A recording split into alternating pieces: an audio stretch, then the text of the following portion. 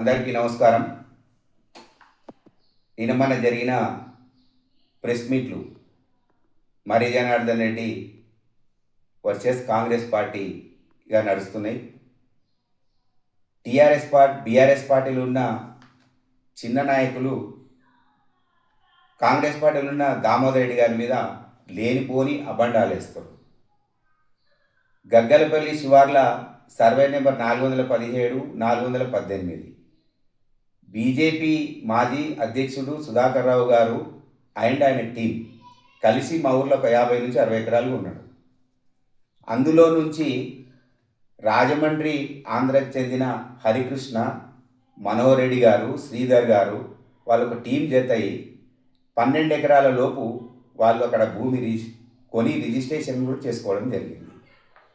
ఇట్లాంటి భూమిలో దామోదర్ రెడ్డి గారు 20 ఎకరాల భూమి కొన్నాడని ఆ నాయకుడు నిన్న సోషల్ మీడియాలో పెట్టిండు పెద్దగా. అసలు నువ్వు ప్రూఫ్ చేస్తావా? రెవెన్యూ రికార్డు తీసుకో. రెవెన్యూ రికార్డులో ఎవరి పేరు ఉంది? దామోదర్ రెడ్డి గారికి ఏం సంబంధం? దామోదర్ రెడ్డి గారు ఎప్పుడూ రియల్ ఎస్టేట్ చేస్తారు, ఇప్పుడు కాదు. 35-40 సంవత్సరాల కింద హైదరాబాద్లో నెంబర్ 1 బిల్డర్ ఆయన. చిల్లరగా నాగర్ కర్నూలుకి వచ్చి రియల్ ఎస్టేట్ చేసే వ్యక్తి ఆయన కాదు. ప్రజలకు సేవ చేయనికే వాళ్ళ కుటుంబం గత 40 సంవత్సరాల నుంచి రాజకీయం చేస్తుంది. 2009 సంవత్సరంలో కాంగ్రెస్ పార్టీ ఓడిపోవడానికి కారణం ఏంది? అవినీతి జరిగిందని మాజీ మంత్రి నాగం జనార్దన్ రెడ్డి గారు ల్యాప్టాప్ ముందర పెట్టుకొని ప్రతి ఊర్లో సింగిల్ విండో మా చైర్మన్ గారు అవినీతి చేసిండు, నాగర్ కర్నూల్లో పెద్ద బిల్డింగ్ కట్టిండు డూప్లెక్స్ అని షో చూసి పోస్టర్లు వేసి కాంగ్రెస్ పార్టీ ఓటమి కారణం అయిన వ్యక్తి ఆ రోజు నువ్వు.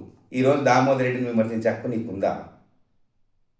అసలు ఒక వ్యక్తిని విమర్శించేటప్పుడు మన స్థాయి ఎందుకు చూసుకోవాలి.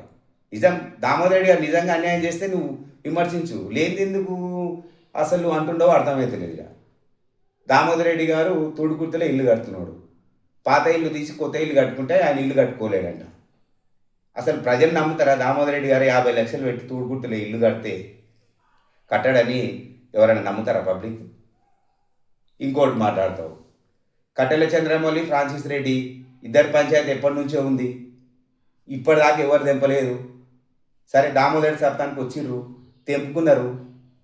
మార్కెట్ రేట్ ప్రకారం 1,50,00,000కు ఫ్రాన్సిస్ రెడ్డి తన 1 ఎకరా ఉన్నాడు. 50 లక్షలు భయాన్నిచ్చిండు. 1 ఎకరా భూమి కొన్నాడు. ఇంతవరకు రిజిస్ట్రేషన్ కాలేదు, ఇంతవరకు ఏం కాలేదు. ఆ భూమి అప్పనంగా తీసుకున్నారంట. ఎట్లా మాట్లాడతావు నువ్వు? నీలాకేమైనా ఇందిరమ్మ ఇల్లు అవినీతి చేసి ఇల్లు కట్టిండా? తప్పు. మీరందరూ చిన్న స్థాయి వ్యక్తులం. మనం ఒక వ్యక్తిని విమర్శించినప్పుడు మన స్థాయి అర్థం చేసుకొని మాట్లాడు. నువ్వు ఎక్కువ మాట్లాడితే అసలు మంచి పద్ధతి కాదు. నువ్వు ప్రభుత్వం ఏమైనా హామీలు ఇచ్చి ఒకవేళ మాట తప్పితే ప్రభుత్వం మీద విమర్శించు. వ్యక్తిగతంగా వ్యక్తులను ఎందుకు అనాలి? మనం వ్యక్తులను టార్గెట్ చేయకండి. మీరు ప్రజల కొరకు కొట్లాడేటోళ్ళు ప్రభుత్వం మీద మాట్లాడాలి, వ్యక్తుల మీద మాట్లాడవద్దు. ఇంకొకసారి ఆధారాలు లేని మాటలు మాట్లాడితే కాంగ్రెస్ పార్టీ సహించదు. గుర్తుపెట్టుకోండి. ఏ స్థాయి నాయకుడైనా ఆధారాలతో చేయండి. తప్పు ఎవరు చేసినా ఆధారాలతో నిరూపించండి. గగ్గలపల్లి వాళ్ళు 20 ఎకరాల భూమి 20 కోట్లు పెట్టుకున్నారంట. కొన్నది 90 లక్షల ఎకరా ఉన్నారు. అమ్మింది బీజేపీ జిల్లా మాజీ అధ్యక్షుడు సుధాకర్ రావు గారిని అడగండి. బంగారు శృతి గారిని కూడా 4 ఎకరాలని అడగండి పోయి. మా ఊరు భూమి అది ఎంత కొన్నదో మాకు తెలుసు. ఇలా దామోదర్ రెడ్డి గారికి ఎలాంటి సంబంధమే లేదు. ఆయన వీడికొచ్చి రియలైజ్ చేసే అవసరం కూడా లేదు. ఆయన ఓన్లీ రాజకీయం చేస్తాడు.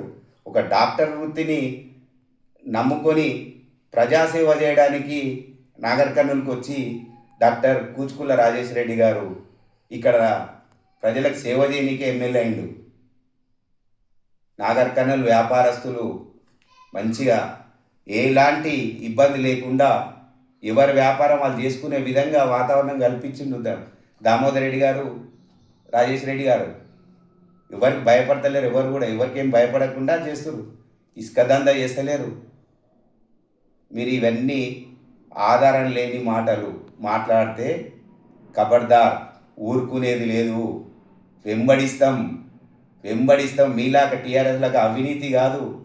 అవినీతికి ఆమడ దూరంలో ఉన్న దామోదర్ రెడ్డి కుటుంబం ఇది.